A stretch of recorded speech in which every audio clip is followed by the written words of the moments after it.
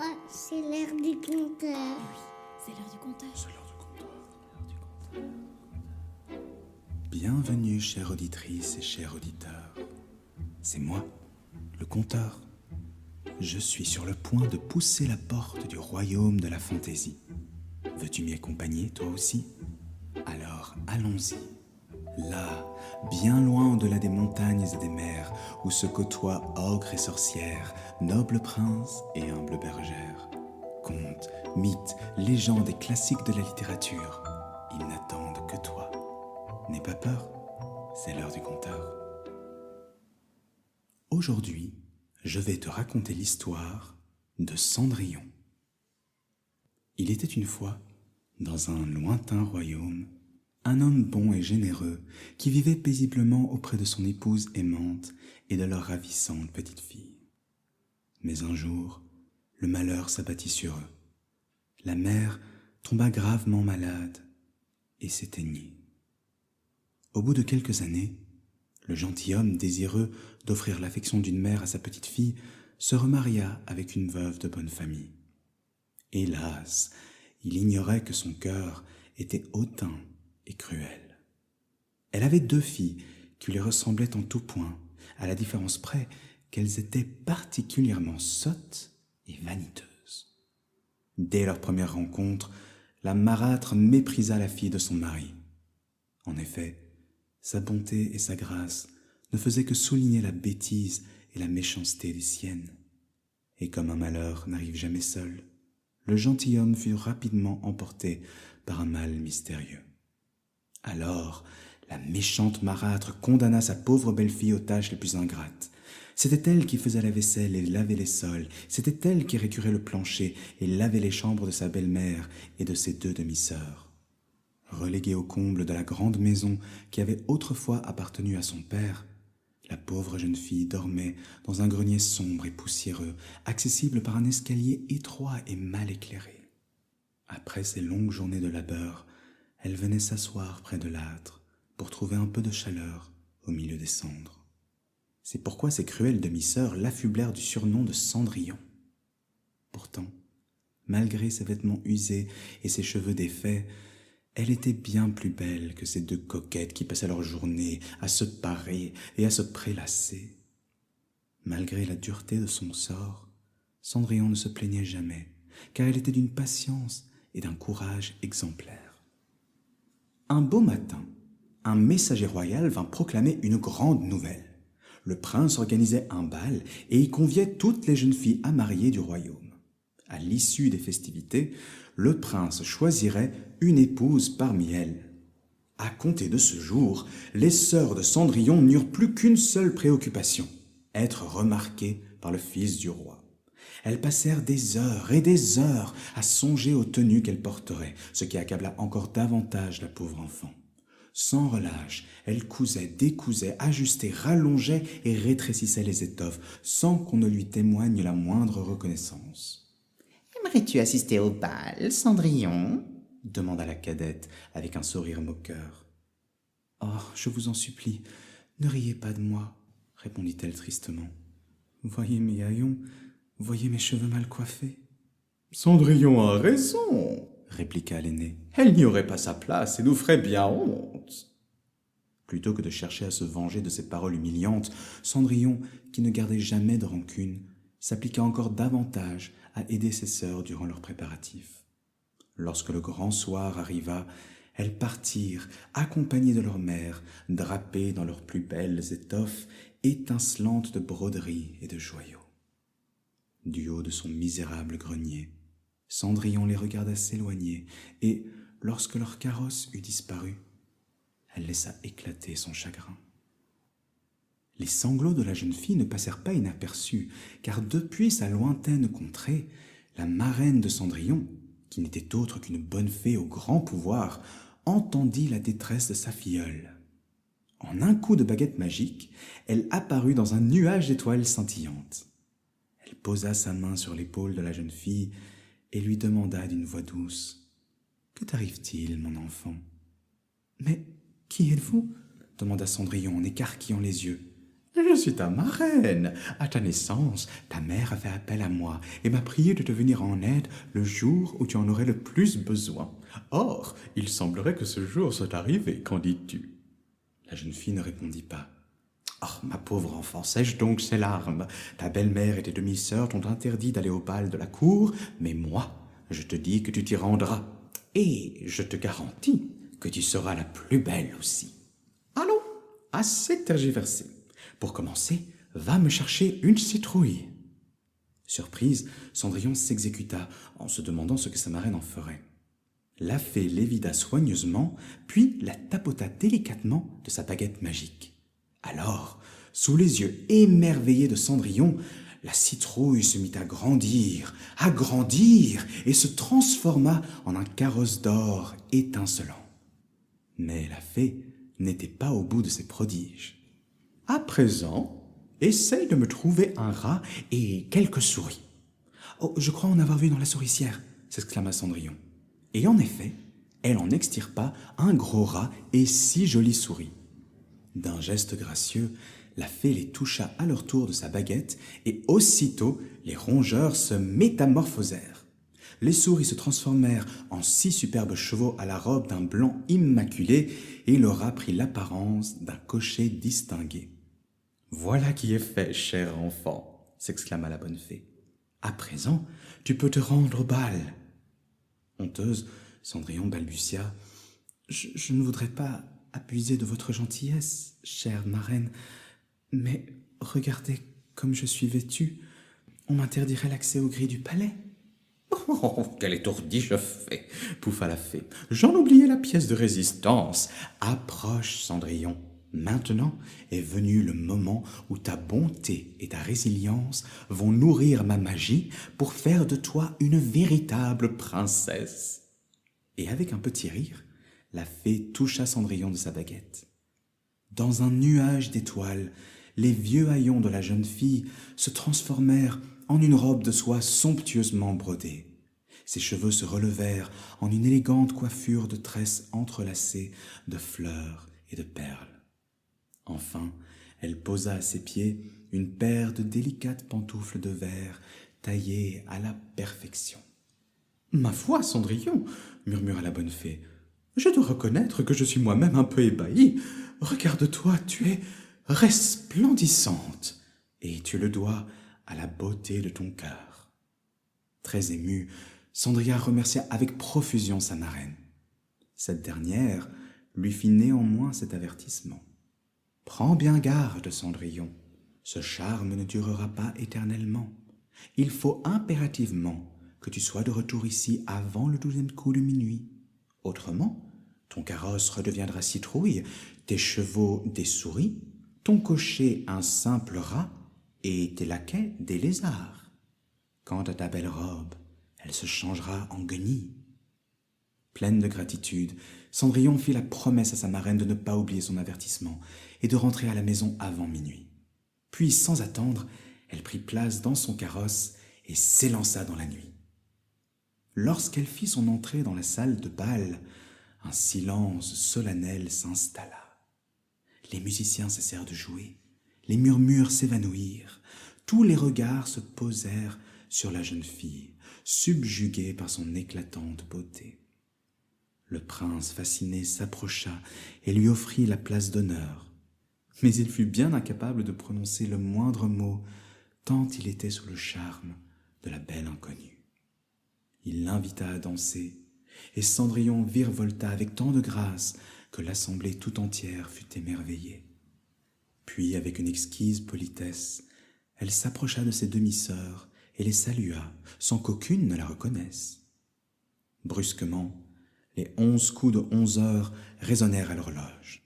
Sans perdre une seconde, Cendrillon fit une élégante révérence au prince et à l'assemblée, puis s'éclipsa aussi rapidement que possible. Dès son retour, elle courut retrouver sa marraine, la bonne fée. « Comment vous exprimer ma gratitude, chère marraine? Je viens de vivre un moment merveilleux, le plus beau de toute mon existence. Mais je voudrais vous demander une faveur.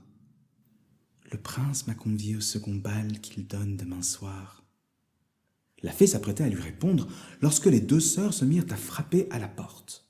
Vite, Cendrillon alla leur ouvrir tout en se frottant les paupières comme si elle venait de se réveiller. « Oh, comme vous rentrez tard, mes sœurs !» lança-t-elle en s'étirant longuement. « C'était si divertissant !» s'exclama la plus jeune. « Une princesse mystérieuse est apparue et nous a tout de suite honorés de ses attentions. Elle a compris immédiatement que nous étions des gens de bonne compagnie. » « Personne ne sait qui elle est, ajouta l'aîné. On raconte que le prince donnerait tout ce qu'il possède pour connaître son nom. Cendrillon esquissa un sourire et dit doucement « Ma sœur, pourriez-vous me prêter votre vieille robe jaune? J'aimerais tant aller au bal demain et voir cette magnifique princesse. » « Quoi? Toi? Au bal? Mais tu as perdu la tête !» s'écria l'une. Oh, mais c'est absurde, Cendrillon. Tu serais ridicule et tu nous couvrirais de honte, voyons, renchérit l'autre. Et toutes deux montèrent se coucher en ricanant.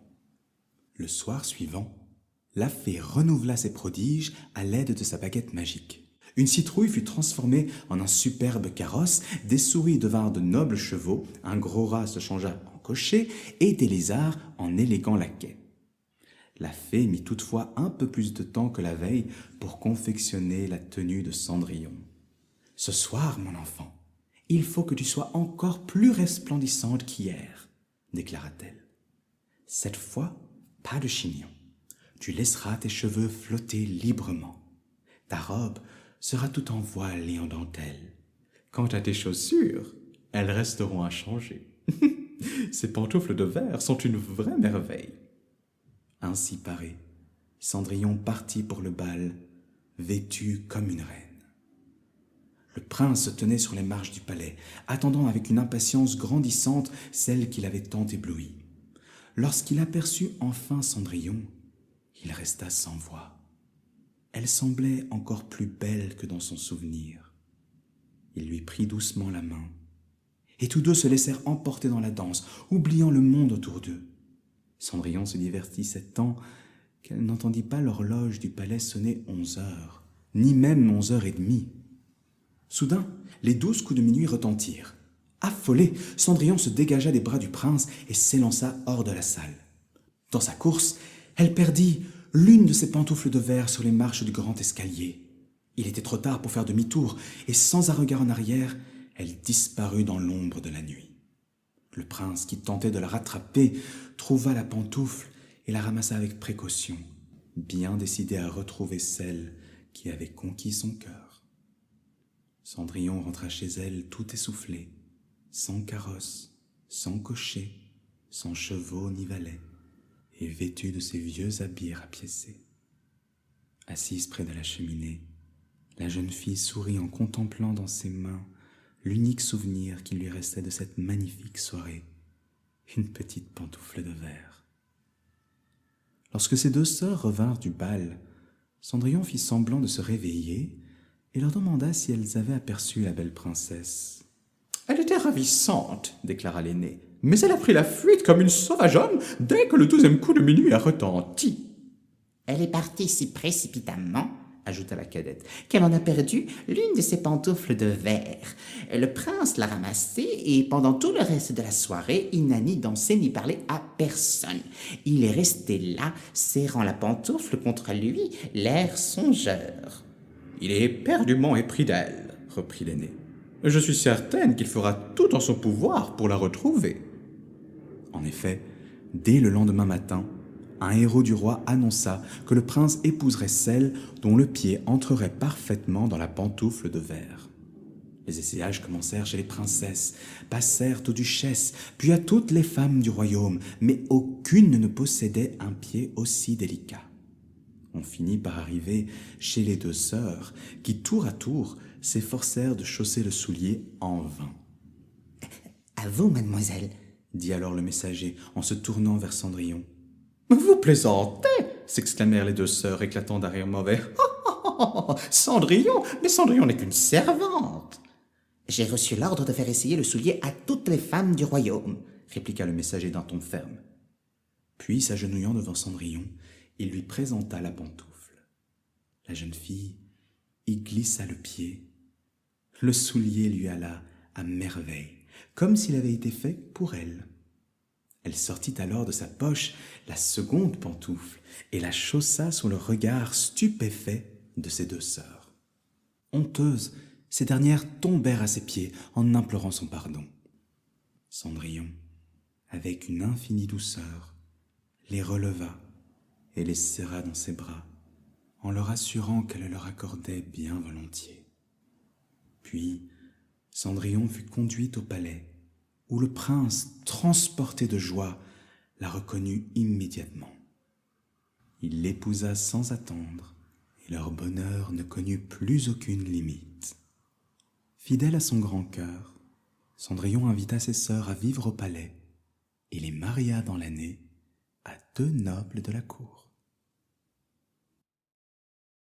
À présent, je vais te raconter l'histoire de Peau d'âne.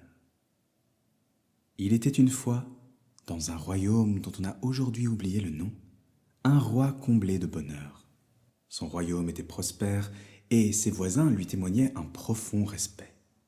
Il avait pris pour épouse une princesse d'une grande beauté et d'une infinie douceur, et tous deux s'aimaient tendrement d'un amour rare. De leur union naquit une fille unique, la princesse Isore, aussi gracieuse que bienveillante. Leur palais était splendide. Ses écuries en particulier jouissaient d'une grande renommée, car le roi vouait une passion sincère pour les chevaux.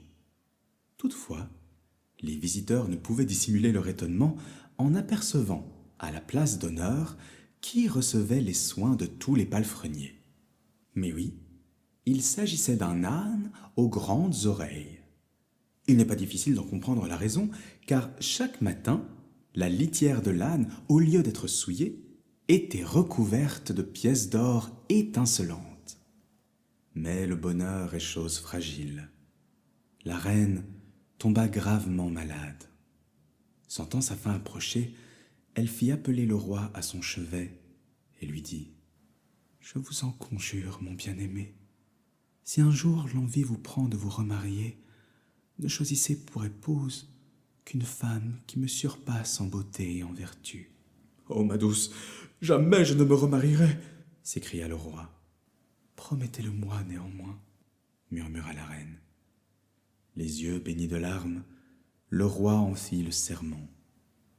Peu après, la reine mourut dans ses bras. Très affligé, le roi finit par trouver un certain réconfort avec le temps. De toutes parts, on lui rappelait qu'il n'avait qu'une fille et que pour la stabilité du royaume, il fallait qu'un fils héritât du trône. Il devait donc prendre une nouvelle épouse.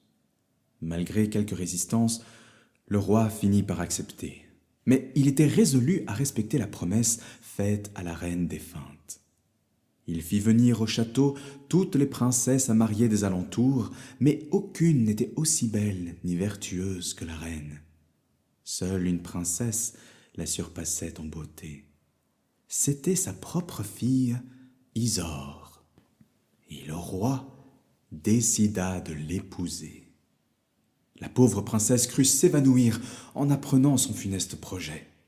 Bouleversée, elle alla trouver sa marraine la fée, qui vivait dans une grotte tapissée de lilas. « Belle Isore, sèche donc tes larmes. Dis au roi ton père que tu accepteras de l'épouser à condition qu'il te donne une robe couleur du temps. » La princesse suivit le conseil de sa marraine. Le roi ordonna immédiatement qu'on confectionne cette robe, menaçant de mort les artisans s'il tardait. Le lendemain matin, on revêtit Isore d'une robe d'un azur si éclatant qu'on eût dit un morceau de ciel. Désemparée, la princesse alla consulter la fée des lilas. Surprise, cette dernière lui conseilla « Princesse Isore, demandez au roi votre père une robe couleur de lune. » Sans plus attendre, Isore formula son souhait à son père en tremblant. Le roi convoqua ses couturières et ses tailleurs en leur promettant la pendaison s'ils ne réussissaient pas le prodige. 2 jours plus tard, on apporta la robe désirée, du plus beau blanc nacré et brodée de fils d'argent. La fée des lilas elle-même fut éblouie devant le résultat. Elle prit sa filleule dans ses bras et lui suggéra « Demande-lui une robe couleur du soleil. Jamais le roi ne parviendra à t'offrir pareille merveille et il abandonnera son projet insensé. » Mais le roi était prêt à tout. Il fit fondre les bijoux les plus précieux du royaume et mobilisa les artisans les plus habiles. 3 jours plus tard, il présenta à Isor une robe si resplendissante qu'elle aveuglait tous ceux qui l'admiraient. La princesse se tourna une fois de plus vers sa marraine. Très contrariée, la fée des lilas lui souffla une dernière ruse. « Je ne vois désormais qu'un seul moyen d'échapper à ce mariage. Il faut que tu demandes à ton père la peau de l'âne qu'il chérit tant. » Isor s'exécuta. Le roi, bien qu'étonné par cette requête, y consentit. L'âne, qui pourvoyait avec prodigalité à toutes les richesses du royaume, fut abattu, et sa peau envoyée à la princesse. La princesse éclata en sanglots, et elle a trouvé sa marraine.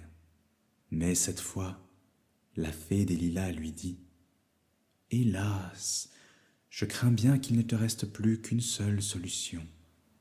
Couvre-toi de cette peau et fuis bien loin d'ici. Je vous donne néanmoins ma baguette magique.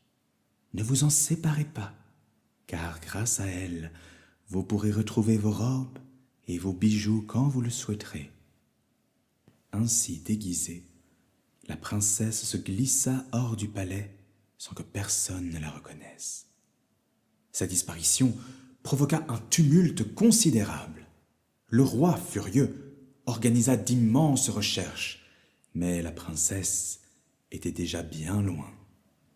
Isor marcha longtemps. Enfin, elle atteignit un village où, méconnaissable sous son habit misérable et couvert de crasse, elle ne suscita que mépris et moquerie.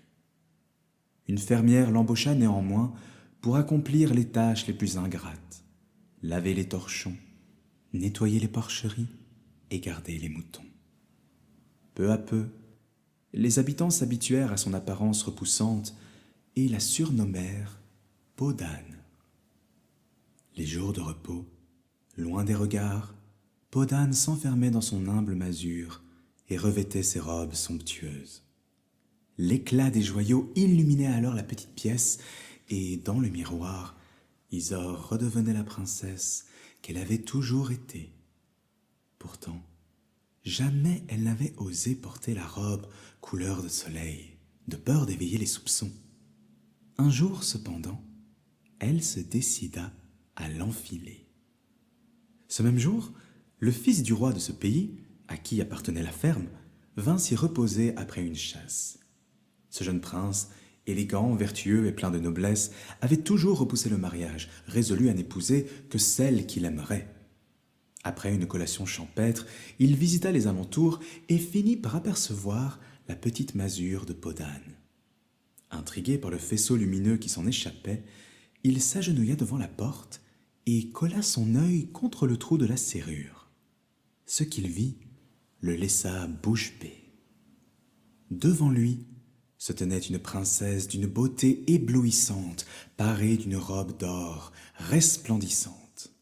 Ses cheveux étaient ornés de perles et de diamants, et son visage, empreint d'une douce mélancolie, le bouleversa. Dès cet instant, le prince en tomba éperdument amoureux. Bouleversé par sa vision, le prince se précipita vers la ferme et interrogea la fermière. « Qui vit dans la petite cabane près du chemin ?»« Une pauvre fille que j'ai prise en pitié, » répondit la fermière. « Elle s'occupe des tâches les plus ingrates, laver le linge, nettoyer les porcheries, garder les moutons. On la surnomme Peau d'âne à cause de l'immonde pelisse qu'elle porte sans jamais s'en séparer. Elle est laide comme un loup, mais elle travaille avec tant d'application que je n'ai pas le cœur de la renvoyer. » Le prince, abasourdi, retourna au palais. Mais bien vite, il fut consumé par une passion dévorante et tomba gravement malade. Il ne parvenait pas à se défaire du souvenir de cette princesse radieuse aperçue à travers la serrure. Il se garda pourtant d'en faire part à ses parents, craignant qu'on ne le prenne pour un insensé. Les médecins se succédèrent à son chevet, impuissants face à son mal mystérieux. Désespérée, la reine vint le voir et lui dit tendrement : « Mon fils, te voir dans cet état me fend le cœur. Dis-nous ce que tu désires, et nous te le donnerons. » D'une voix faible, il murmura : « Mère, je voudrais que Podane me prépare un gâteau. Peut-être cela m'apportera-t-il un peu de réconfort. » Intriguée par cette étrange requête, la reine s'exécuta néanmoins et envoya un serviteur ordonner à Podane de confectionner un gâteau pour son fils. En recevant le message, la jeune fille sourit, car elle avait aperçu le prince dans le reflet de son miroir le jour où il l'avait observé par le trou de la serrure. Avec soin, elle ôta sa peau d'âne, se lava les mains, brossa ses longs cheveux et enfila une robe simple mais élégante. Puis, elle s'attela à la tâche. Elle mélangea de la farine, du beurre et des œufs bien frais. Tout en travaillant la pâte, elle laissa tomber de ses doigts un anneau d'or. Certains affirment que la princesse laissa tomber la bague délibérément, mais nul ne saurait dire avec certitude si ce geste fut calculé ou simplement l'œuvre du destin. Quoi qu'il en soit, le dessert fut aussitôt envoyé au château. Impatient, le prince dévora le gâteau avec avidité au point de manquer de s'étouffer lorsqu'il sentit un objet dur sous sa dent. Il extirpa l'objet et découvrit une bague d'une délicatesse inégalable. Seule une princesse pourrait avoir un doigt aussi fin, songea-t-il. Il le couvrit de baisers et le posa sous son oreiller. Mais très vite, son état s'aggrava à nouveau. Les médecins convoqués à son chevet furent unanimes. Le prince se mourait d'amour. Le roi et la reine le prièrent d'accepter de se marier. Faiblement, le prince murmura : « Je consens à épouser la jeune femme à qui appartient cet anneau. » Le roi et la reine prirent la bague, l'examinèrent et conclurent, comme le prince, qu'un pareil bijou ne pouvait appartenir qu'à une fille de bonne famille. On ordonna que toutes les jeunes filles du royaume se présentent au palais pour essayer l'anneau. D'abord vinrent les princesses, suivies des duchesses, des marquises et des baronnes. Mais aucune d'entre elles ne réussit à passer l'anneau à son doigt. Déterminé, le prince convoqua ensuite les servantes, les paysannes et les cuisinières. Mais leurs gros doigts ne purent enfiler la délicate bague. Le roi et la reine commençaient à désespérer lorsque le prince demanda : « Pourquoi n'ai-je pas vu cette peau d'âne qui m'a fait un si bon gâteau ?» Chacun se mit à rire, mais on alla chercher peau d'âne au fond de sa masure. Celle-ci, en entendant la publication faite par les héros, avait bien soupçonné que sa bague était la cause de toute cette effervescence. Éprise du prince, elle frémissait à l'idée qu'une autre dame de la cour puisse avoir un doigt aussi fin que le sien. Mais cette angoisse s'évanouit bien vite lorsqu'on vint la chercher pour la conduire auprès du prince. Lorsque peau d'âne pénétra dans la salle du trône où l'attendait le prince, un murmure moqueur parcourut l'assemblée. Elle était si repoussante, avec sa peau d'âne. « Approchez, » dit simplement le prince, « et donnez-moi votre main. » D'un geste hésitant, la jeune fille écarta les pans de sa peau d'âne et tendit une main d'une finesse exquise. Un silence stupéfait s'installa. Le prince glissa délicatement la bague à son doigt. Elle lui allait à merveille. Alors, d'un mouvement gracieux, Isor se débarrassa de son hideux manteau et apparut dans l'éclat éblouissant de sa robe couleur de soleil. Le roi et la reine en restèrent médusés, et le prince, émerveillé, tomba à genoux devant elle. « Qui es-tu ? Je ne peux pas croire que tu sois une simple servante, mais même si tu n'es pas de lignée royale, je te prie d'accepter de devenir mon épouse. » Alors, Isor prit la parole et dévoila son incroyable histoire devant la cour tout entière. Tous l'écoutèrent avec stupéfaction. Le mariage fut célébré dès le lendemain, dans la joie et la magnificence. Des princes vinrent de tous les pays, en carrosse, à cheval et même à dos d'éléphant. Le père d'Isor, qui avait entre-temps épousé une noble veuve d'une grande beauté et d'une grande vertu, vint assister aux noces et, plein de remords, implora le pardon de sa fille. Isor et son prince vécurent une existence longue et heureuse, entourés de leurs nombreux enfants, et leur amour devint une légende que l'on raconte encore aujourd'hui. À présent, je vais te raconter l'histoire de la Belle au bois dormant. Il était une fois, dans un lointain royaume, un roi et une reine qui s'aimaient tendrement. Ils vivaient dans un splendide château et régnaient sur un royaume paisible et prospère. Pourtant, il manquait quelque chose à leur bonheur. En effet, ils n'avaient pas d'enfants et le roi et la reine s'en désolaient. Un matin, pour apaiser son chagrin, la reine alla se promener près de l'étang du château. L'air avait beau être doux et le chant des oiseaux mélodieux, mais son cœur restait lourd. Dans un soupir, elle murmura « Ah, si seulement j'avais un enfant !» Soudain, une grenouille bondit sur un nénuphar et coassa.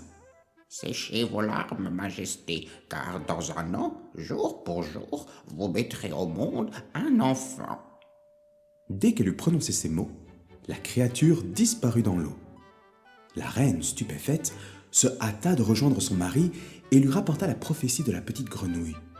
Le cœur plein d'espoir, ils s'en remirent au ciel et attendirent. Un an plus tard, comme l'avait promis la grenouille, la reine donna naissance à une adorable petite fille.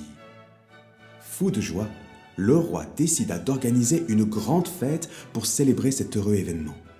La reine, quant à elle, pria toutes les fées qu'on put trouver dans le pays de devenir les marraines de la petite princesse. Toutes les 7 acceptèrent avec enthousiasme et se réjouirent du don qu'elle lui offrirait, car c'était la coutume des fées en ce temps-là. Le baptême fut somptueux, et après la cérémonie, tous les invités furent conviés à un banquet grandiose. Pour honorer les fées, le roi fit disposer devant elles des couverts en or, sertis de pierres précieuses. Une fois le festin terminé, les fées marraines s'approchèrent du berceau de la princesse afin de lui accorder chacune leur présent.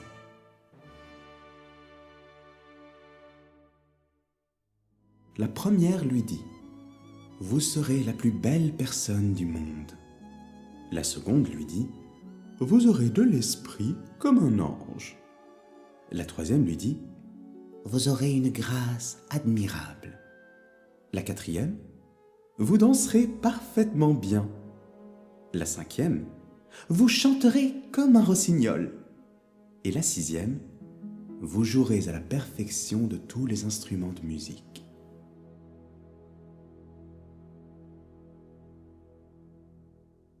Mais avant que la 7e fée, la plus jeune de ses sœurs, ait pu prendre la parole, un vent glacial balaya soudain la salle du trône. Un éclair aveuglant traversa les voûtes et les lourdes portes s'ouvrirent à la volée. Alors, dans une odeur de soufre nauséabonde, une ombre inquiétante se dessina sur le sol. C'était une très vieille fée, au visage hideux et au regard cruel, que le roi et la reine n'avaient pas invitée aux réjouissances. On la croyait morte ou enfermée dans une tour. Vous avez osé ne pas m'inviter au baptême de la plus illustre naissance de ce royaume? Peu importe. Je suis venu apporter un présent à la princesse, moi aussi. Et le voici. La princesse grandira en beauté et en sagesse, admirée de tous. Mais un jour, avant son 16e anniversaire, La princesse se piquera la main avec le fuseau d'un rouet et elle en mourra. Et sur cette funeste prophétie, la terrible fée disparut dans un éclair. L'assemblée fut saisie d'effroi. Un silence pesant s'installa, tandis que tous retenaient leur souffle. Mais soudain, une silhouette gracieuse émergea de l'ombre. C'était la plus jeune des fées, qui s'était cachée derrière une tapisserie pour parler la dernière et réparer le mal que la vieille fée risquait de faire. D'une voix douce, elle déclara « N'ayez crainte, roi et reine. Si je n'ai pas le pouvoir d'annuler cette terrible malédiction, je puis au moins l'adoucir. Votre fille se piquera bien le doigt sur un fuseau, mais elle n'en périra pas. Elle tombera dans un profond sommeil qui durera 100 ans, jusqu'à ce qu'un prince charmant vienne la réveiller. » Terrifié à l'idée que la prophétie se réalise, le roi ordonna aussitôt que tous les rouets du royaume soient détruits. Et c'est ainsi que, le soir même du baptême de la petite princesse, la nuit s'éclaira un peu partout de grands bûchers. Dans chaque ville, dans chaque village, et même dans les hameaux les plus reculés, on brûla les fuseaux et les rouets. Quand les brasiers s'éteignirent enfin, il n'en restait plus un seul dans tout le royaume. Les années passèrent et la princesse grandit, dotée de toutes les qualités dont les fées l'avaient bénie.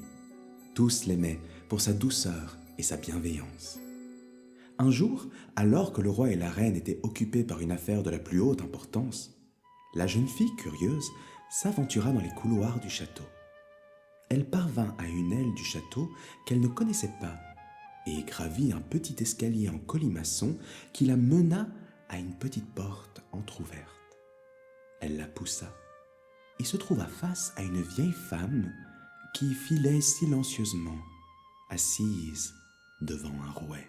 « Quel étrange objet !» s'étonna la princesse. C'est un rouet, jeune fille. Il sert à filer la laine, expliqua la femme d'une voix douce. « Pourriez-vous m'apprendre ?» demanda la princesse avec enthousiasme. « Bien sûr, ma petite, » répondit la vieille femme. Vois, j'active la pédale du rouet comme ceci, et la laine que je file se tord et s'enroule autour de ce fuseau. La princesse tendit la main pour s'en emparer, et la vieille femme le lui donna d'un geste brusque. Aussitôt, la terrible malédiction s'accomplit. La belle jeune fille poussa un bref petit cri de douleur et s'écroula sur le sol. Alors, dans un ricanement sinistre, la vieille femme, qui n'était autre que la vieille fée, s'évanouit.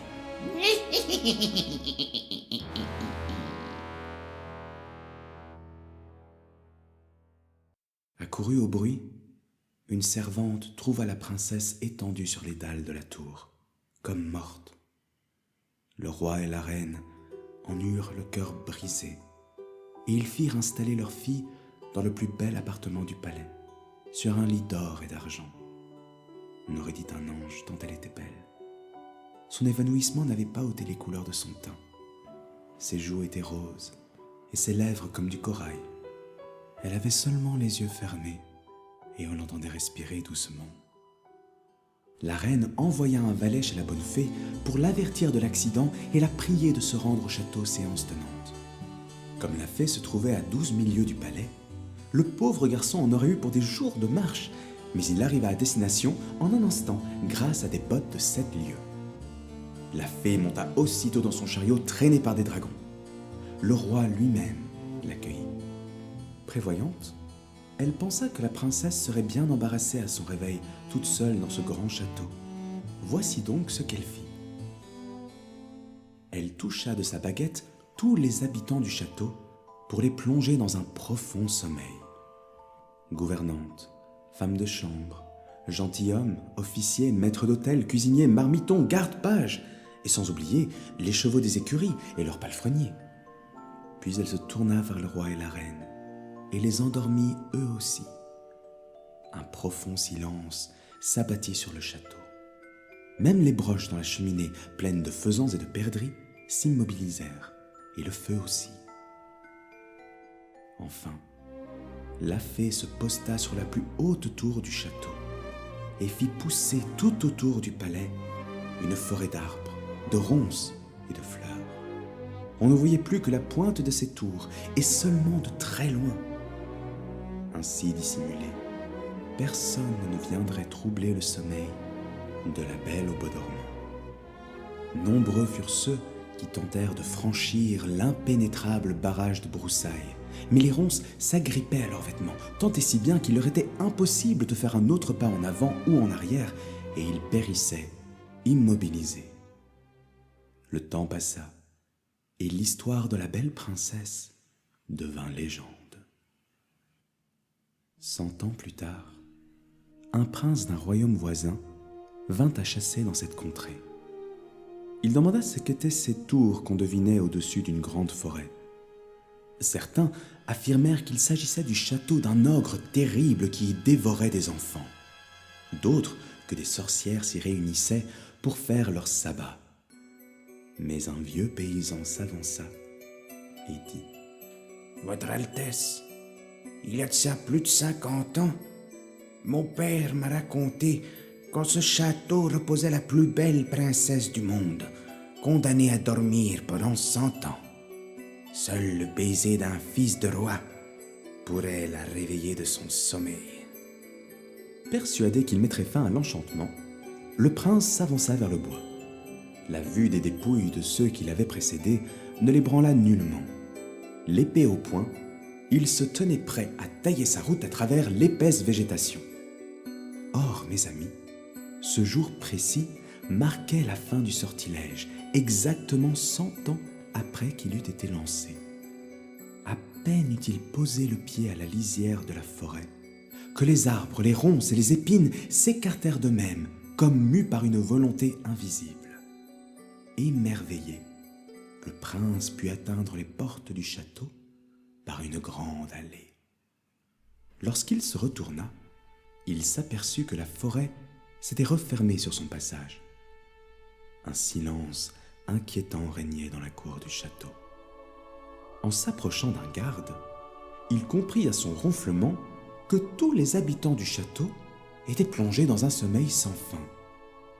Très intrigué, le prince explora des jardins, gravit des volets d'escalier et traversa d'innombrables pièces et couloirs. Partout, il rencontrait des gentilshommes et des dames dormant à poings fermés, les uns debout, les autres assis. Enfin, il arriva dans une chambre somptueuse baignée de soleil. Lorsqu'il y entra, il retint son souffle. La princesse y était allongée sur son lit. Sa beauté avait quelque chose d'angélique, et tous ses traits respiraient la paix et la grâce. Le prince s'agenouilla à ses côtés fébrilement et, avec une infinie douceur, déposa un baiser sur son front délicat. À cet instant, la princesse s'éveilla et, le regardant avec tendresse, lui dit : « Est-ce vous, mon prince ? Vous vous êtes bien fait attendre. » Touché par ces paroles, le prince ne savait comment exprimer sa joie. Il balbutia qu'il l'aimait plus que tout, sans parvenir à trouver la formule juste. Une déclaration si gauche aurait fait enrager ses précepteurs, mais aux yeux de la belle princesse, elle le rendit encore plus sincère et attachant, et tous deux s'entretinrent longuement. Pendant ce temps, tout le château fut tiré du sommeil où il avait été plongé. Sur leur trône, le roi et la reine s'étirèrent. Les gardes et les soldats se redressèrent sur leurs lances, quant aux chevaux des écuries, on les entendit hennir et battre le sol de leurs sabots. La princesse quitta sa chambre au bras du prince et le présenta à ses parents. Le roi et la reine l'invitèrent à dîner et tous s'installèrent dans un salon orné de miroirs. Autour d'eux, les officiers de la princesse s'activèrent avec zèle, tandis que l'orchestre royal joua de magnifiques pièces, portées par le son joyeux des violons et des hautbois, des morceaux toujours superbes, bien qu'un siècle se fût écoulé depuis leur dernière exécution. À l'issue du festin, les deux amoureux se promenèrent dans le jardin de roses. Là, le prince s'agenouilla devant la princesse et lui demanda de l'épouser, ce qu'elle accepta sans la moindre hésitation. Le roi et la reine, ravis, firent rapidement célébrer les noces du prince et de la princesse. Les fées furent bien entendu conviées, et cette fois-ci, on fit même chercher la méchante fée qui, quelque part, était à l'origine de tant de félicités. Mais nul ne put la retrouver. Rongée par l'amertume et le dépit, elle s'était effacée du monde. Le prince et la princesse devinrent roi et reine à leur tour, et le royaume continua de prospérer sur leur règne. Quant à leurs nombreux enfants, on leur raconta souvent la légende de la Belle au bois dormant.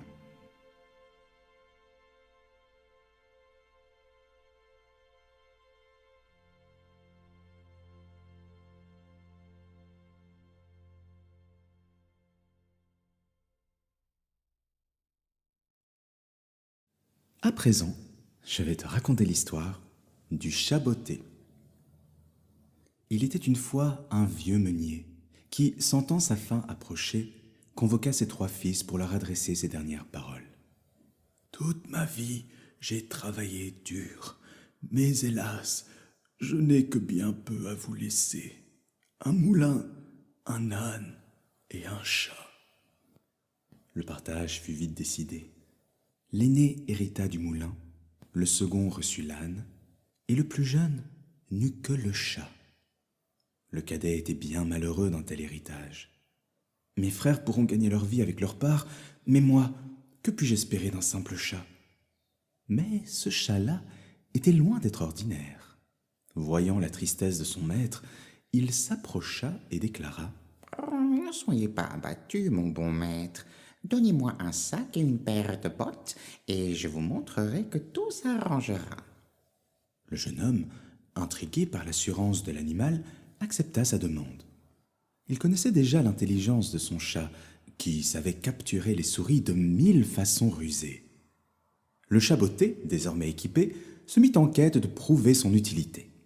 Il se rendit dans la forêt et y prépara un piège à lapin. Il plaça quelques feuilles de laitue dans un sac qu'il laissa entr'ouvert, puis s'allongea à côté, feignant d'être mort. Attiré par la nourriture, un jeune lapin imprudent s'aventura à l'intérieur et le chat n'eut plus qu'à refermer le sac sur lui. Fier de sa prise, il courut jusqu'au château du roi et se présenta devant lui. Avec une élégante révérence, il déclara « Majesté, voici un présent de la part du marquis de Carabas. » Le roi, bien qu'un peu surpris par ce mystérieux donateur, fut flatté et remercia le chat. « Dis au marquis de Carabas que j'accepte son cadeau avec joie. » Encouragé par ce succès, le chat botté continua sur sa lancée. Quelques jours plus tard, il captura 2 perdrix et alla les offrir au roi au nom du marquis de Carabas. Charmé par cette attention, le roi ordonna que l'on serve un festin au chat en guise de récompense. Il advint qu'un jour, le chat apprit que le roi et sa fille, une princesse d'une grande beauté, allaient se promener près d'une rivière. Il dit alors à son maître « Suivez mon conseil et vous deviendrez l'homme le plus heureux du royaume. Allez vous baigner dans cet étang. »« Mais je n'ai nulle envie de me mouiller, » répliqua son maître. « Assez tergiversé. Contentez-vous de m'obéir. » Le jeune homme obéit à contre-cœur. À peine était-il dans l'eau que le chat se mit à crier à plein poumon « Au secours! Mon maître, le marquis de Carabas, se noie !» Le roi, alerté par ces cris, reconnut immédiatement le chat qui lui avait offert tant de cadeaux. Il ordonna à ses gardes de secourir le jeune homme. Pendant ce temps, le chat, toujours aussi malin, avait pris soin de cacher les vêtements usés de son maître. Il déclara alors au roi « Hélas, Majesté, pendant qu'il se baignait, des voleurs ont emporté tous ses habits. » Le roi ordonna aussitôt qu'on lui apporte de riches vêtements. Ainsi vêtu, le jeune homme monta à bord du carrosse et se trouva nez à nez avec la fille du roi. Dès que leur regard se croisa, les 2 jeunes gens sentirent leur cœur battre la chamade. De son côté, le chat botté s'élança à toute vitesse dans les champs voisins. Là, Il s'adressa aux paysans qui ont labouré la terre. Lorsque le roi vous demandera à qui appartiennent ces terres, répondez-lui qu'elles sont celles du marquis de Carabas. Sinon, je vous ferai hacher menu comme chair à pâté. Effrayés, les paysans obéirent. Et lorsque le roi les interrogea, tous affirmèrent que ces vastes domaines appartenaient bien au marquis. Un peu plus loin, le chaboté s'arrêta devant un immense verger et menaça les paysans qui y récoltaient des fruits. Lorsque le roi vous demandera à qui appartiennent ces terres, répondez-lui qu'elles sont celles du marquis de Carabas. Sinon, je vous ferai hacher menu comme chair à pâté. Une fois de plus, le roi fit une halte et demanda aux paysans à qui appartenaient ces terres. En entendant qu'elles étaient la propriété du marquis de Carabas, aussi loin que l'œil portait, le monarque se retourna vers le jeune homme. « Ma foi, cher marquis, voilà de bien belles possessions. » Le maître du chaboté rougit et se contenta de sourire, ce qui attendrit d'autant plus la belle princesse qui était assise à ses côtés. Poursuivant sa route, le chat arriva devant un immense château qui appartenait à un ogre redoutable et très puissant. Le chaboté demanda audience et un garde le mena dans un dédale de corridors et de pièces richement décorées. Lorsqu'il pénétra dans la salle à manger où se tenait le maître des lieux, le chat tressaillit. L'ogre possédait une bouche immense, garnie de dents acérées et un regard perçant et cruel. « Que me veux-tu, petit matou ?» lui demanda l'ogre. Avec une élégante révérence, le chat déclara « On raconte que vous avez le pouvoir de vous métamorphoser en toutes sortes d'animaux. »« C'est exact, » répondit l'ogre. Veuillez me pardonner, mais je ne peux pas le croire. » minauda le chat d'un air faussement dubitatif. « Ah non? Eh bien, ouvre bien tes yeux, car je vais te le prouver, lança l'ogre. En un instant, une immense silhouette se dressa devant le chat. L'ogre s'était changé en un lion rugissant. Saisi de frayeur, le chat escalada le toit pour se mettre à l'abri et attendit que l'ogre reprenne sa forme initiale. « Voilà qui est impressionnant, tout bonnement impressionnant, » s'exclama-t-il. « Mais on dit aussi que vous pouvez prendre l'apparence de minuscules créatures, comme un rongeur. J'ai du mal à le croire, vous qui êtes si grand et imposant. » Flatté, l'ogre s'écria. « Tu doutes encore? Regarde bien. » À peine eut-il prononcé ces mots qu'il se transforma en une toute petite souris trottinant sur le sol. C'était exactement ce que le chat attendait. D'un bond, il attrapa sa proie et n'en fit qu'une bouchée. Peu après, le cortège royal arriva devant le château. Le chaboté fit abaisser le pont-levis et courut accueillir le roi. « Bienvenue, Majesté, dans le château du marquis de Carabas, » déclara-t-il avec panache. Le roi, ébahi par tant de splendeur, regarda le jeune homme avec admiration. « Quelle magnifique demeure! C'est donc ici que vous vivez, cher marquis. » Le pauvre jeune homme ne sut que répondre, et tous suivirent son chat, qui leur fit visiter les lieux comme s'il y avait toujours vécu. Le somptueux banquet que l'ogre avait fait préparer pour son dîner les attendait. Le repas fut délicieux, et la princesse ne quitta pas des yeux le jeune homme, qui semblait lui aussi très ému. Touché par l'humilité de son hôte, le roi se leva et déclara « Marquis de Carabas, je serai honoré de vous offrir la main de ma fille. » Et c'est ainsi que le fils d'un pauvre meunier épousa la fille d'un roi. Ensemble, ils régnèrent sur leur royaume avec bonté et sagesse et vécurent heureux pendant de nombreuses années. Quant au chaboté, devenu désormais grand seigneur, il ne chassa plus les souris que pour s'amuser.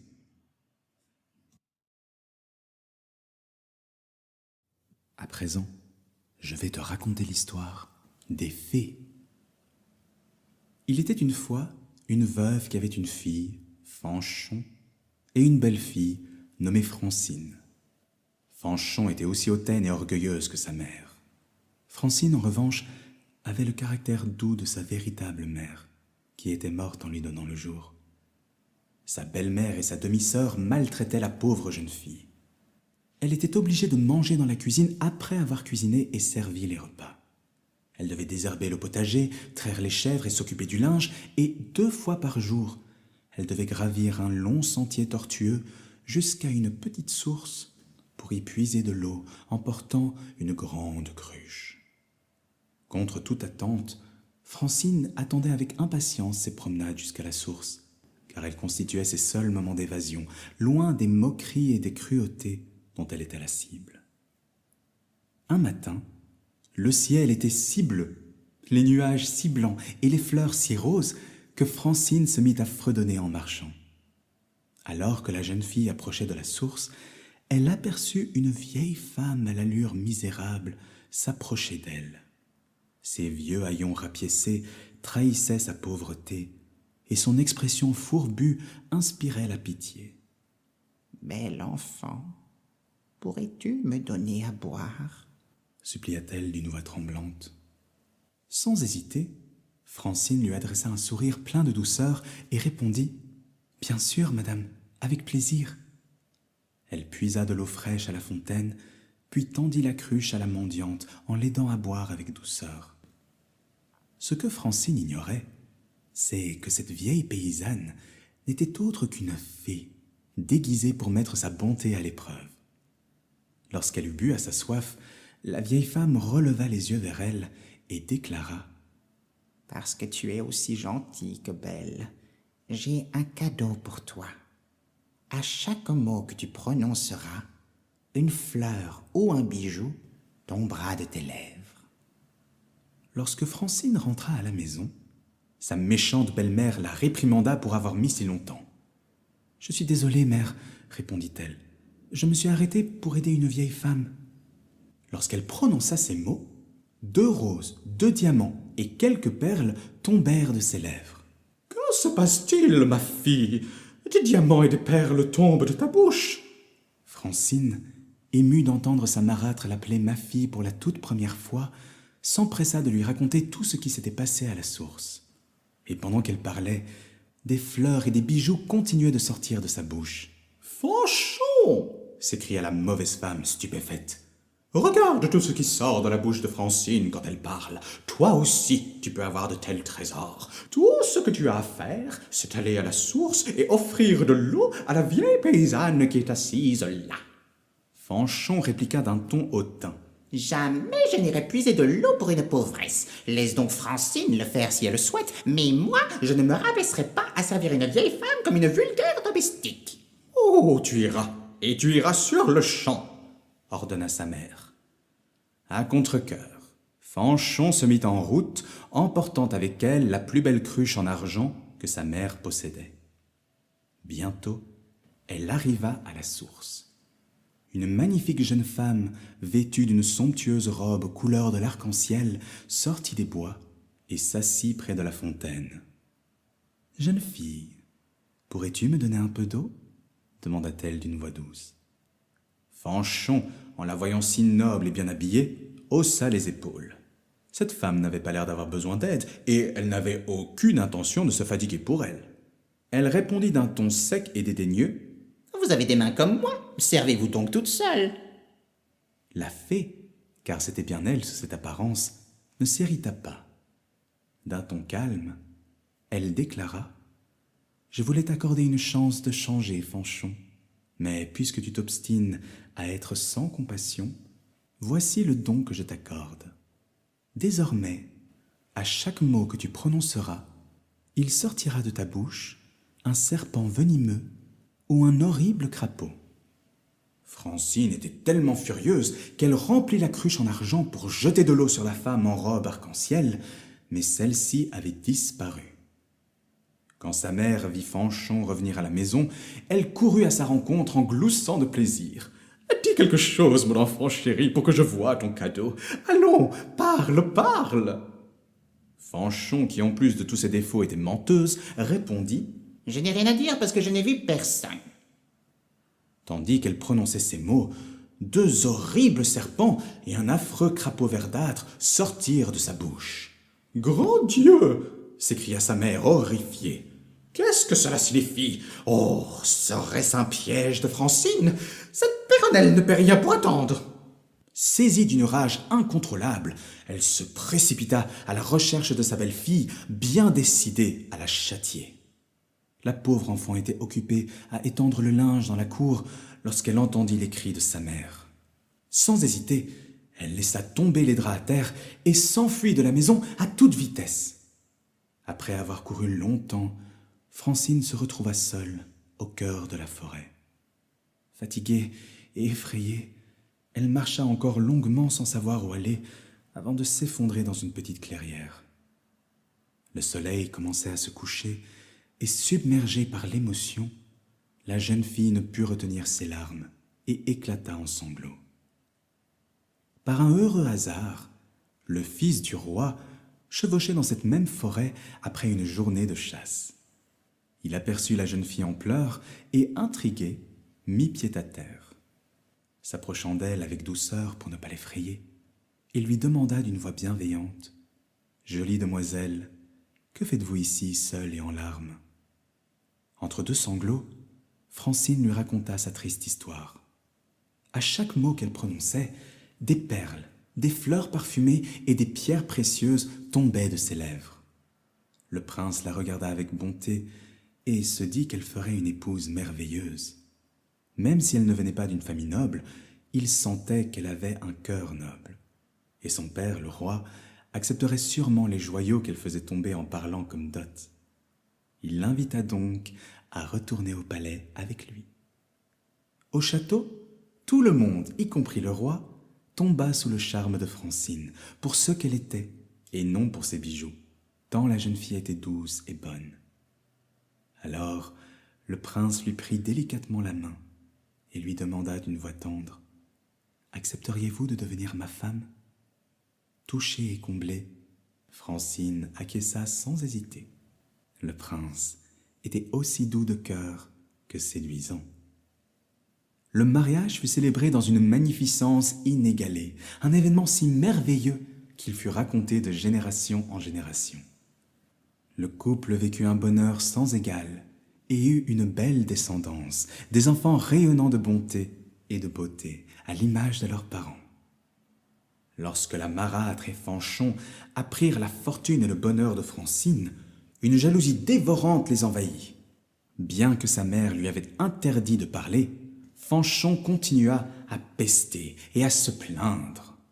Bientôt, le sol de leur maison fut couvert de crapauds bondissants et de serpents rampants.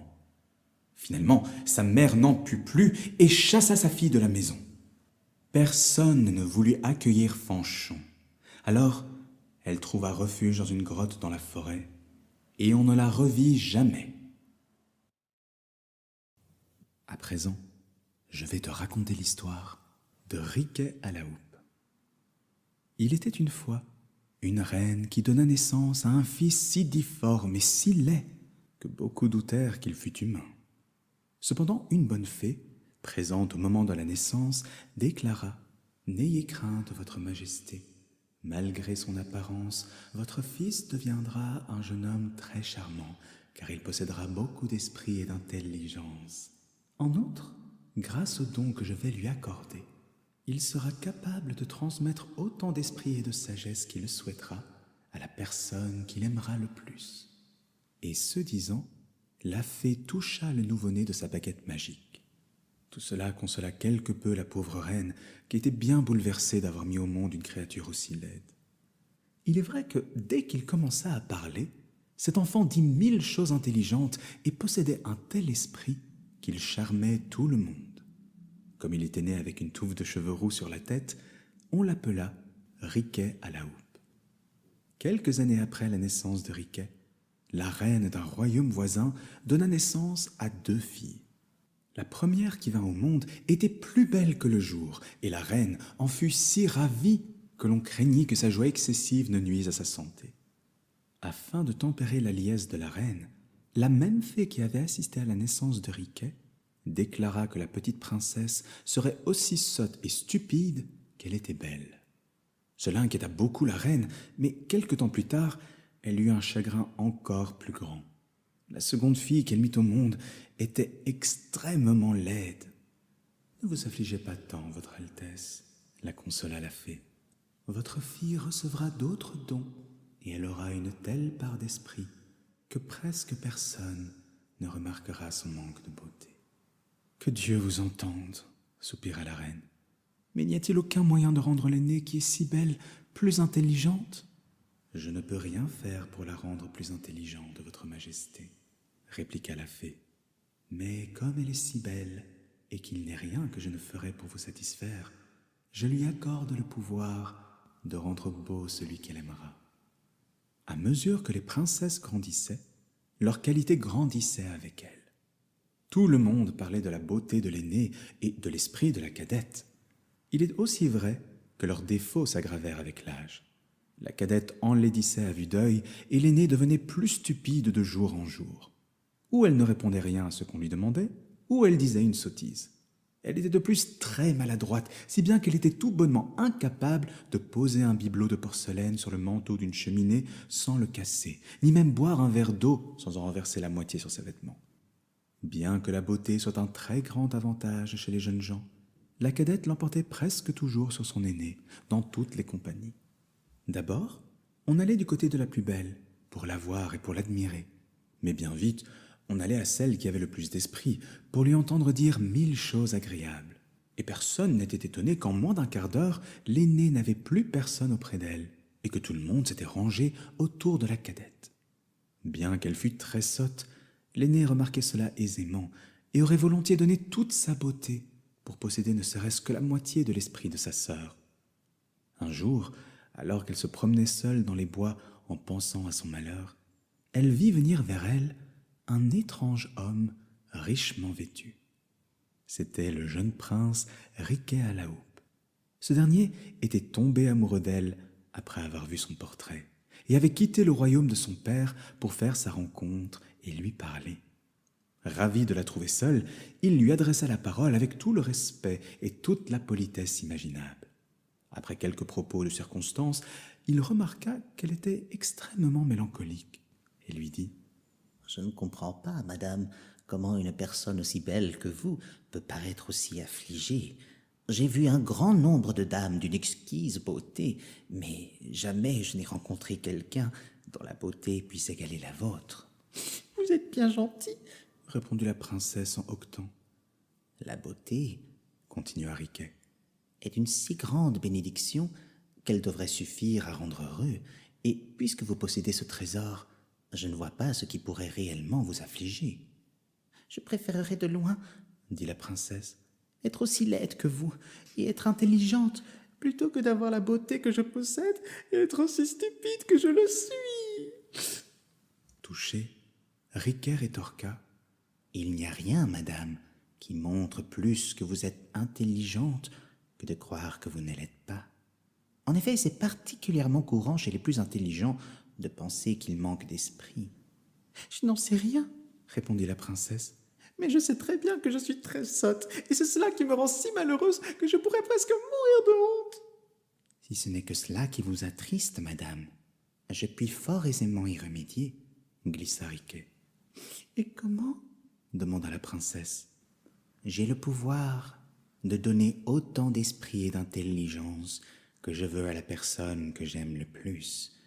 Et puisque vous êtes cette personne, il ne tient qu'à vous d'obtenir la sagesse que vous convoitez tant, à condition, bien sûr, que vous acceptiez de m'épouser.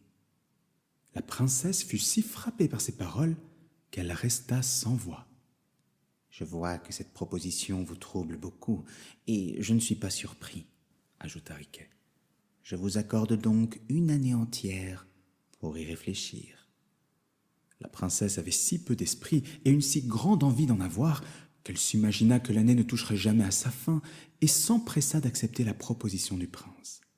À peine avait-elle promis d'épouser Riquet à la houppe qu'elle se sentit transformée.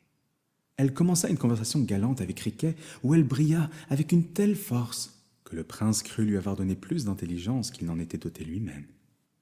Lorsque la princesse retourna au palais, La cour entière fut stupéfaite par ce changement si soudain et si extraordinaire. Seule sa sœur ne s'en réjouit pas, car elle paraissait désormais bien commune auprès de son aîné. Le roi lui-même demandait souvent l'avis de sa fille aînée pour gouverner et tenait régulièrement conseil dans ses appartements.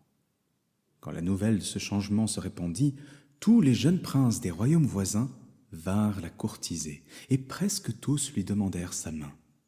Cependant, il en vint un si puissant, si riche, si spirituel et si bien fait qu'elle ne put s'empêcher de se sentir attirée par lui. Son père, s'en étant aperçu, lui dit en soupirant : « Ma fille, écoutez donc votre cœur.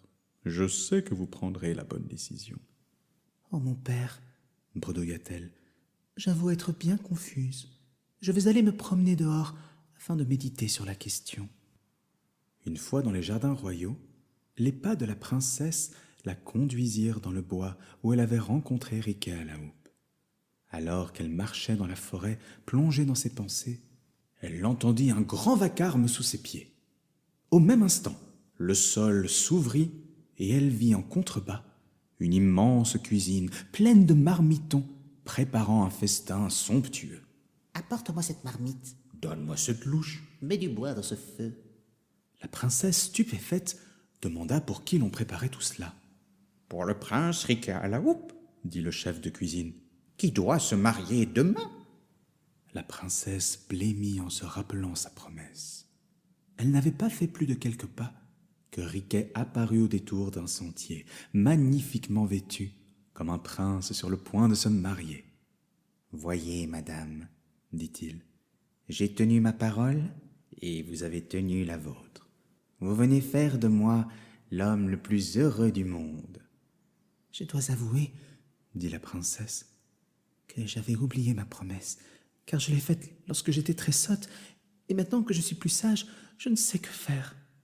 Hélas, si vous aviez vraiment voulu que je sois votre épouse, vous auriez dû me laisser stupide, alors je ne serais pas aussi troublée et incertaine qu'en ce moment. »« Voyons, murmura Riquet, en mettant de côté ma laideur et ma difformité, y a-t-il quelque chose en moi qui vous déplaise? Ma naissance, mon esprit, mon humour ou mes manières? »« Oh, au contraire, répondit la princesse, j'aime et je respecte toutes ces choses en vous. »« Si tel est le cas, alors je suis heureux, dit Riquet. Si vous m'aimez assez, vous avez le pouvoir de faire de moi l'homme le plus beau du monde, car la même fée qui, le jour de ma naissance, m'a donné le pouvoir de rendre intelligent celle que j'aimerais, vous a aussi donné le pouvoir de rendre beau celui que vous aimerez. »« Si c'est vrai, dit la princesse, alors je souhaite de tout mon cœur que vous soyez le plus beau prince du monde. » À peine eut-elle prononcé ces mots que Riquet à la houppe apparut devant elle comme le prince le plus séduisant qui soit. Certains affirment que ce n'est pas tant le don de la fée qui provoqua ce changement, mais le pouvoir de l'amour lui-même. Ils disent que la princesse, en pensant à la fidélité de son amant et à toutes les qualités de son esprit, de son intelligence et de son jugement, ne vit plus du tout en lui quelqu'un de difforme ou de laid. Quoi qu'il en soit, la princesse le suivit à l'autel où un prêtre les maria.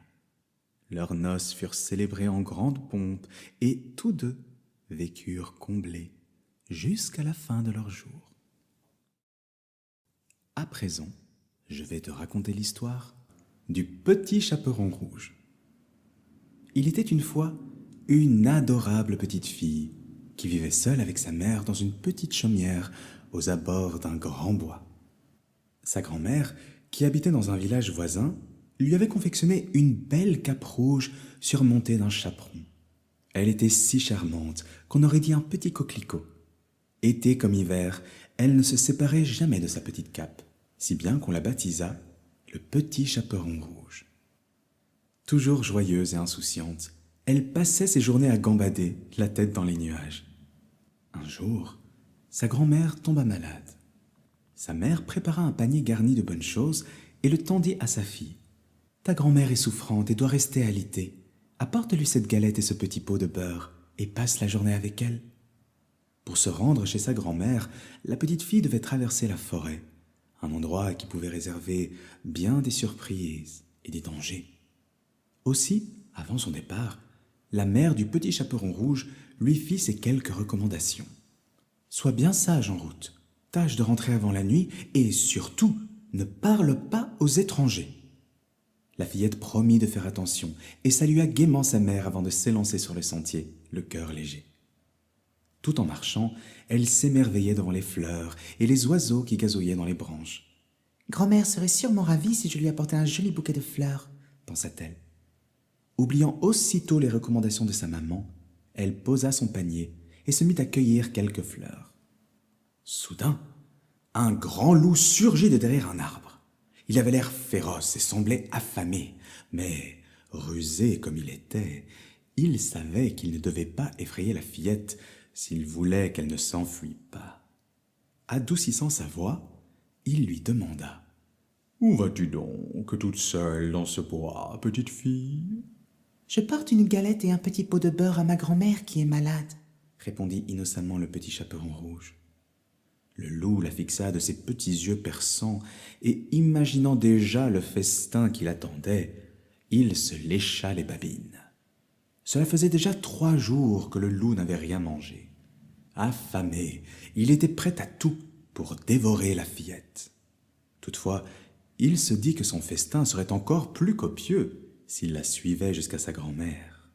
Feignant une attitude aimable, il lui demanda d'une voix mielleuse : « Ta grand-mère habite-t-elle loin d'ici ?»« Oh oui, sa maison est de l'autre côté de la forêt, » répondit le petit chaperon rouge. « Comme c'est intéressant. Moi aussi, j'aimerais beaucoup rendre visite à ta grand-mère, » fit le loup avec un sourire mauvais. « Si tu le souhaites, nous pourrions faire la course jusque chez elle. Toi, tu prendras ce chemin-ci, et moi, je prendrai ce sentier-là.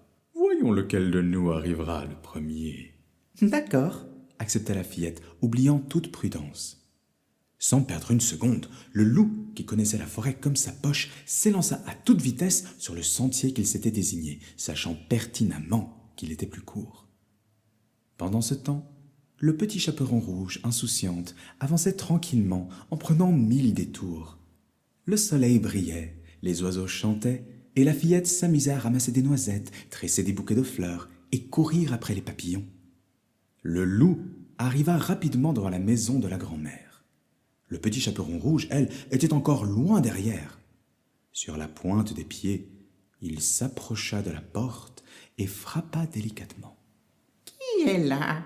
demanda la grand-mère. « C'est moi, votre petite fille, » répondit le loup en imitant la voix fluette du petit chaperon rouge. « Je vous apporte une galette et un petit pot de beurre. » Sans méfiance, la vieille dame toussa et répondit : « Tire la chevillette et la bobinette, chère. » Le loup s'exécuta et la porte s'ouvrit aussitôt.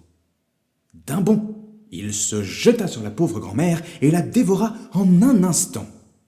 Le ventre désormais bien rempli, il s'étira, ferma la porte, enfila le bonnet de nuit et les lunettes de Mère Grand, puis s'allongea sur la couverture, attendant patiemment l'arrivée du petit chaperon rouge. La fillette arriva bientôt et frappa à son tour. « Qui est là ?» demanda le loup caché sous la couverture. Le petit chaperon rouge hésita un instant en entendant cette voix rauque. Mais pensant que sa grand-mère était simplement enrhumée, elle répondit : « C'est moi, votre petite fille. Je vous apporte une galette et un petit pot de beurre. »« Tire la chevillette et la bobinette, chère, » murmura le loup d'une voix douce. La porte s'ouvrit et la fillette entra. S'approchant du lit, elle trouva sa grand-mère bien étrange. « Grand-mère, que vous avez de grands bras ?»« C'est pour mieux t'embrasser, mon enfant, » répliqua le loup déguisé.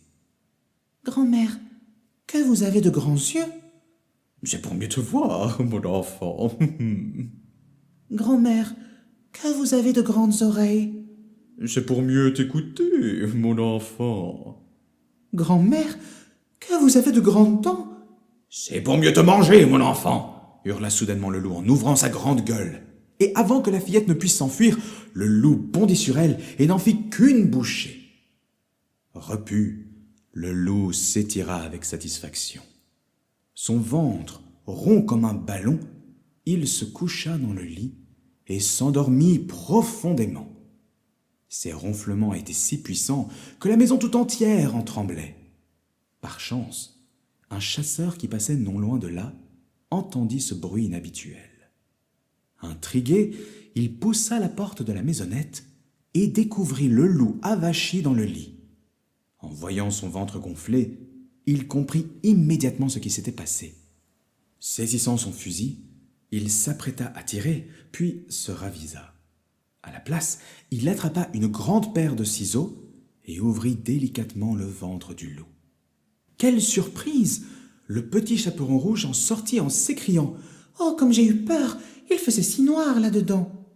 Puis la grand-mère émergea à son tour, faible mais en vie. « Ma foi, ça ne sentait pas très bon non plus. » Sans perdre une minute, le petit chaperon rouge et le chasseur remplirent le ventre du loup de grosses pierres. Puis, Mère Grand s'empara d'une aiguille et d'un fil robuste pour recoudre le ventre de l'animal. Quand tout fut terminé, ils se cachèrent derrière un arbre et attendirent. Le loup finit par se réveiller. Pris d'une grande soif, il voulut aller boire à la mare qui s'étendait derrière la maison. Mais à peine s'était-il penché au-dessus de l'eau que son ventre, trop lourd, le fit tomber dans l'eau. Incapable de se hisser sur la berge, le loup coula et disparut à jamais.